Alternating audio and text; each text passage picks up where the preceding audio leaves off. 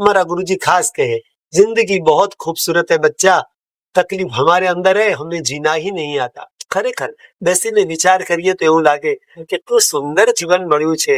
આપણે નિંદા ટીકા કરવામાં, ખોટી અપેક્ષાઓ રાખવામાં, આપણને જે મળ્યું છે એનો આનંદ ઉઠાવવા કરતા જે નથી મળ્યું એની પાછળ આંધળી દોડ કરવામાં, લોકોની સામે હું કંઈક છું એ સાબિત કરવા માટે સતત જૂઠા દેખાવો કરવામાં, આપણા ગજાની બહારના ખર્ચાઓ કરવામાં, દુનિયાને ઇમ્પ્રેસ કરવામાં આપણે લાગેલા છીએ.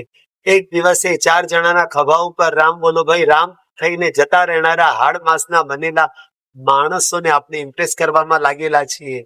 પરમાત્માને ખુશ કરવા માટે મારો પ્રભુ ઉપરથી નીચે મને જોતો હોય તો એ કેટલો આનંદિત થાય. મારા માતાજી, મારા પ્રભુ, મારા પરમાત્મા, એમને આનંદ થાય એવું કર્મ કરું. આ ભાવથી આપણે ગૌ સેવા કરીએ, અનાથોની સેવા કરીએ, વૃદ્ધોની સેવા કરીએ, ઘરના મોટેરાઓની સેવા કરીએ, આપણી સંસ્કૃતિનું જતન કરીએ, વધારેમાં વધારે આપણી ભાષા બોલીએ. બહુ દુઃખ થાય અમને. ખરેખર ગુરુજી કહે છે વાત સાચી છે, અમે જીના ही नहीं आता.